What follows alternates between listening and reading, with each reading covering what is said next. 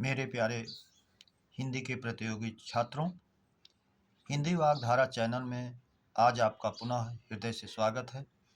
इस उम्मीद और अपेक्षा के साथ कि आप अपने भविष्य की ओर पूरी तरह चिंतित रहते हुए अपनी तैयारी में 100% दे रहे होंगे।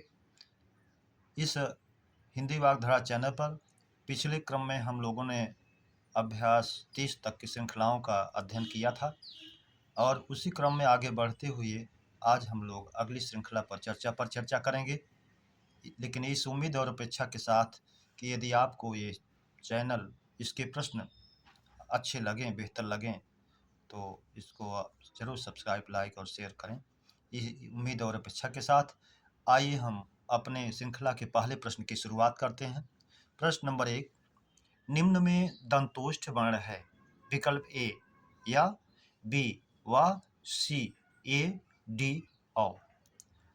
ए का विकल्प ए है या, तो या का ताल होता है हम जानते हैं, बी का तंतोष्ठ होता है, तो विकल्प बी हमारा सही हो जाएगा। ए दयतोह कंठ तालु, तो ए का कंठ और ताल होता है, और औ का कंठोष्ठ होता है, वो दयतोह कंठोष्ठ। प्रश्न नंबर 2, भाषा की सबसे छोटी सार्थक इकाई है। अब भाषा की लघुतम इकाई कहे तो वर्ण हो जाता है। अक्षर जिसमें एक स्वराघात से युक्त होता है, जो वर्ण वो अक्षर होता है। शब्द, भाषा की सार्थक इकाई शब्द होती है जो अर्थवान होती है, इसलिए विकल्प सी हमारा सही हो जाएगा। और डी शब्दों का सार्थक क्रम से बना हुआ रूप जो है वाक्य होता है। प्रश्न नंबर 3, अविराम अभिराम समश्रुति भिन्नार्थक शब्द का अर्थ है लगातार, सुंदर, विश्राम, सतत, शुरू, अंत, कोई नहीं। तो जैसा हम जानते हैं, विराम माने रुकना, अविराम माने ना रुकना अर्थात लगातार, अभिराम माने सुंदर, तो लगातार और सुंदर, इसलिए विकल्प ए हमारा सही हो जाता है। प्रश्न नंबर 4, मीठ बोला में समास है तत्पुरुष, बहुव्रीहि, द्वंद्व, उसके बाद कर्मधारय।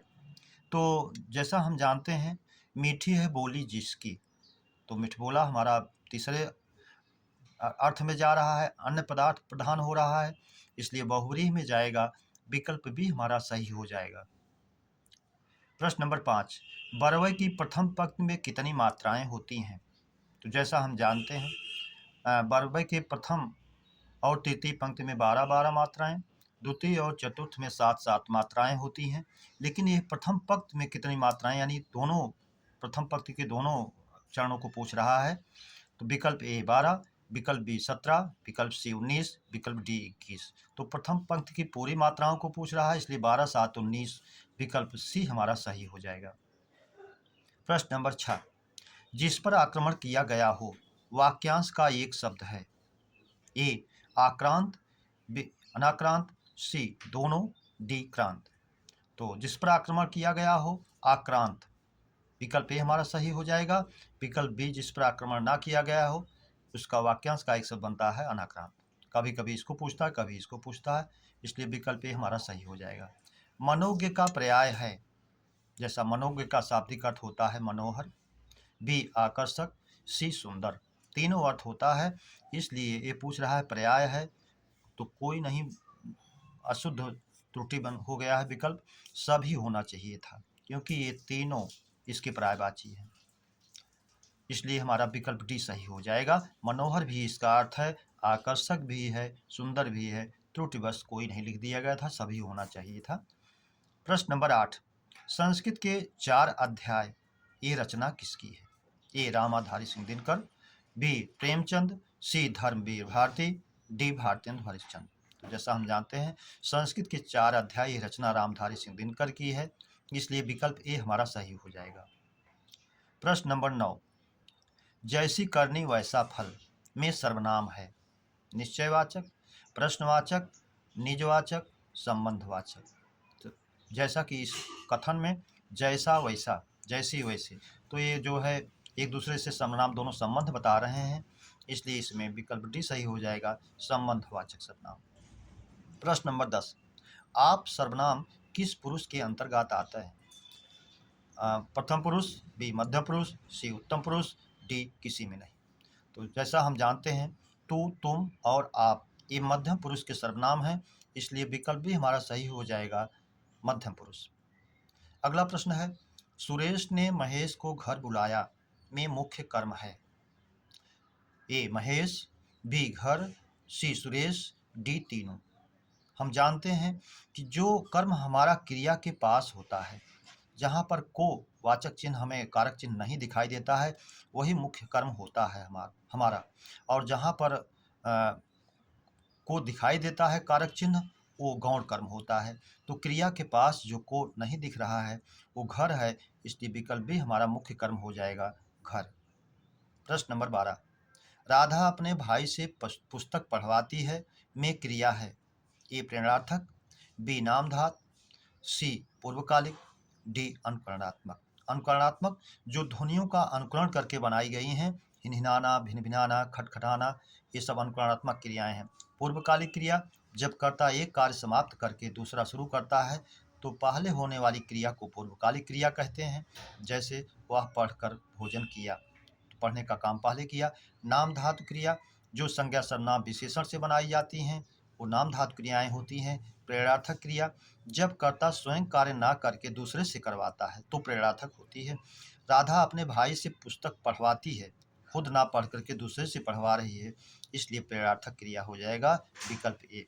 प्रश्न नंबर 13, वह सड़क पर गिरते ही बेहोश हो गया में क्रिया है। पूर्वकालिक क्रिया, तात्कालिक क्रिया, नामधात क्रिया, अनुकरणात्मक क्रिया। अभी हम लोगों ने पूर्वकालिक, नामधात और अनुकरणात्मक पर चर्चा की। तात्कालिक क्रिया वो होती है जिसमें समय का अंतर ना हो करके केवल क्रम का अंतर होता है। जैसे शेर को देखते ही वो बेहोश हो गया, सड़क पर गिरते ही वह बेहोश हो गया, तो तात्कालिक क्रिया वही होती है, इसलिए विकल्प भी हमारा सही हो जाएगा।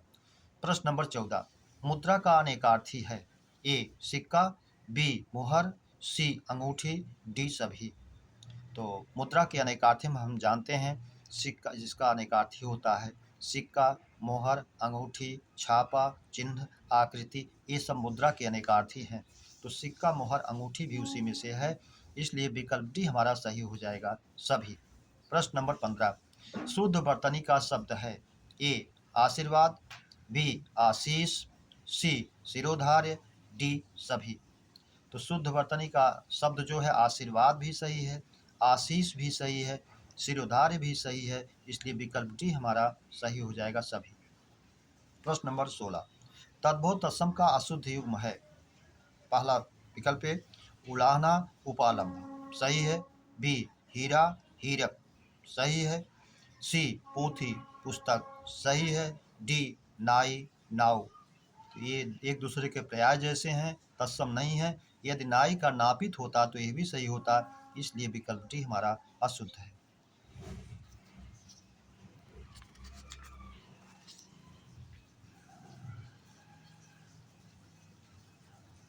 अगला प्रश्न है हमारा 17, अशुद्ध विलोम युग्म है। ए आकर्षण का विकर्षण, प्रतिकर्षण। तो आकर्षण का विलोम विकर्षण भी होगा, प्रतिकर्षण भी होगा, अनाकर्षण भी होगा, अपकर्षण भी होगा। ये चारों इसके विलोम होते हैं। तो चारों में से जो भी दिया रहे आप जानते रहिए, अनाकर्षण, विकर्षण, प्रतिकर्षण, अपकर्षण। तो इसलिए ये सही है विकल्प बी, गमन, आगमन। गमन माने जाना, आगमन माने आना। जैसा जानते हैं मुख्य शब्द हमारी परीक्षाओं में जो बार बार पूछे जा रहे हैं, उद्यान और गमन में आ प्रत्यय दीर्घ आ जो प्रायः पॉजिटिव बनाता है, लेकिन यह दोनों जगह विलोम बनाता है, तो इसलिए गमन का विलोम आगमन सही है। विकल्प सी, शयन का जागरण, सोना, जागना, ये भी सही है। डी हास, परिहास, ये दोनों एक दूसरे के समानार्थी जैसे हैं, इसलिए विकल्प डी हमारा अशुद्ध है। प्रश्न नंबर 18, योजक विराम चिन्ह है। ए एक कामा का बना हुआ अल्पविराम, बी त्रुटिबोधक का बना हुआ, या इसको हंसपात भी कहते हैं, जो शब्द छूट जाता है उसको ऊपर लिखते हैं, उसका है। सी ये छोटा है इसलिए योजक है। डी इससे लंबा है इसलिए निर्देशक है। तो योजक विराम चिन्ह पूछ रहा है, इसलिए विकल्प सी हमारा सही हो जाएगा। प्रश्न नंबर 19, रमेश कानपुर गया है में क्रिया विशेषण है। ए कालवाचक, बी प्रमाणवाचक, सी स्थानवाचक, डी रीतिवाचक। जैसा हम जानते हैं जब स्थान को इंगित करते हैं क्रिया तो स्थानवाचक हो जाता है, और समय को बताता है तो कालवाचक हो जाता है, माप तौल को बताए तो परिमाणवाचक हो जाता है, और कार्य करने का तरीका बताए, शैली बताए तो रीतिवाचक हो जाएगा। इसलिए यहाँ स्थानवाचक, स्थान की बात हो रही है, कानपुर गया है, इसलिए स्थानवाचक हो जाएगा विकल्प सी। प्रश्न नंबर 20, उसने भोजन कर लिया है में काल है। ए पूर्ण वर्तमान, बी अपूर्ण भूत, सी पूर्ण भूत, डी सामान्य भूत। भोजन कर लिया है यानी भोजन कर चुका है, ये पूर्ण वर्तमान काल का है। पूर्ण वर्तमान और आसन्न भूत प्रायः ये दोनों के एक ही वाचक होते हैं, सूचक होते हैं, और एक जैसे होते भी हैं, इसलिए दोनों विकल्प एक साथ नहीं देता है, इसलिए विकल्प ए हमारा पूर्ण वर्तमान काल हो जाएगा। प्रश्न नंबर 21, उससे बैठा नहीं जाता में वाच्य है। कर्तृवाच्य, कर्मवाच्य, भाववाच्य, कोई नहीं। तो जैसा बताया गया है वाच्य में, भाववाच्य जो क्रिया प्रधान होता है, भाव निषेधात्मक जिसका होता है वो भाववाच्य में जाता है, इसलिए विकल्प सी हमारा सही हो जाएगा। प्रश्न नंबर 22, मूर्धन्य सा वर्ण का उच्चारण स्थान है। ए कंठ, बी मूर्धा, सी तालु, डी ओष्ठ। जैसा हम जानते हैं ऋतु रसाणाम मूर्धा, री का, टवर्ग का, रा का, मूर्धन्य सा का उच्चारण स्थान जो है मूर्धा होती है, इसलिए विकल्प भी हमारा सही हो जाएगा मूर्धा।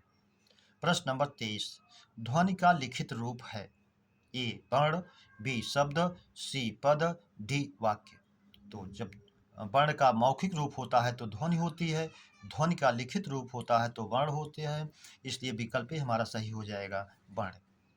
प्रश्न नंबर 24, भरत मुनि ने किस रस को मान्यता नहीं दी। ए करुण रस, बी शांत रस, सी वीर रस, डी अद्भुत रस।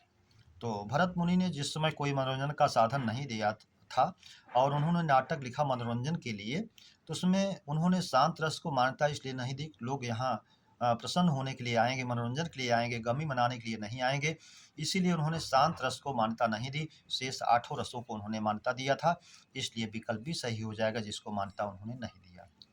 प्रश्न नंबर 25, संचारी भावों की संख्या है। ए 31, बी 32, सी 33, डी 34। तो जैसा हम जानते हैं रस में संचारी भावों की संख्या 33 होती है, इसलिए विकल्प सी हो जाएगा। 34 को केवल आचार्य देव ने संचारी भाव जैसा माना, इसलिए वो काउंट नहीं किया जाता है, लेकिन अगर प्रश्न पूछे कि किसने संचारी भाव में 34वें संचारी भाव के रूप में माना तो आचार्य देव हो जाता है। प्रश्न नंबर 26, पीपर पात सरिस मन डोला में अलंकार है। पूर्णोपमा, लुप्तोपमा, मालोपमा, कोई नहीं। तो पीपर पात सरिस जिसमें चारों वाचक चिन्ह मौजूद हों, चारों अंग, उपमा अलंकार के चारों अंग मौजूद हों। अब इसमें उपमेय मन है, मन हमेशा पास होता है, शरीर के पास होता है, तो उपमेय हो गया। जो दूर होता है वो जो है उपमान होता है, पीपर पात, पीपर का पत्ता उपमान हो गया। और सरिस जो है वाचक चिन्ह हो गया, सीसा से सम सरिस समाना, यथा तुल्य तूल इम जिम जैसे, ये वाचक चिन्ह आप हमेशा याद रखें। तो उपमा अलंकार में आपसे गलती नहीं हो सकती है, किस अलंकार का है ये उदाहरण तो आप जान जाएंगे। सीसा से सम सरिस समाना, यथा तुल्य तूल इम जिम जैसे। तो और मन जो है ये साधारण धर्म, और डोला जो है साधारण धर्म है, चंचलता। इसमें उपमा अलंकार के चारों अंग मौजूद हैं, इसलिए ये विकल्प ए पूर्ण उपमा में जाएगा। प्रश्न नंबर 27, हरगीतिका की प्रत्येक पंक्ति में कितनी मात्राएं होती हैं। जैसा कि हम जानते हैं ये जो है सममात्रिक छंद है। पहला इसका है चौपाई जिसमें 16 मात्राएं प्रत्येक चरण में होती हैं, दूसरी रोला है जिसमें 24 मात्राएं होती हैं, 11-13 प्रयति होती है, और तीसरा है हमारी गीतिका जिसमें 26 मात्राएं होती हैं, और चौथा सममात्रिक का है हरगीतिका जिसमें 28 मात्राएं होती हैं। ए 24, बी 26, सी 27 नहीं होगा, विकल्प डी हमारा 28 सही हो जाएगा। प्रश्न नंबर 28, निम्न में सघोष व्यंजन है।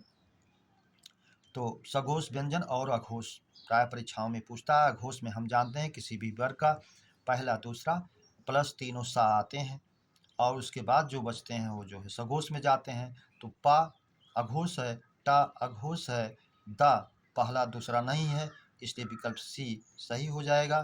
था भी दूसरा है, इसलिए ये भी था भी अघोष है। प्रश्न नंबर 29, निम्न में पुल्लिंग शब्द है। ए ब्रह्मपुत्र, बी सोन, सी सिंधु, डी सभी। तो जैसा हम जानते हैं सारी नदियों का नाम स्त्रीलिंग होता है, लेकिन 3 नदियां छोड़ करके ब्रह्मपुत्र, सोन और सिंधु, इसलिए विकल्प डी हमारा सही हो जाएगा। ये सभी पुल्लिंग हैं। प्रश्न नंबर 30, पर्वत के ऊपर की समतल भूमि। वाक्यांश के लिए एक शब्द है। उपत्यका, आधित्यका, घाटी, शिखर।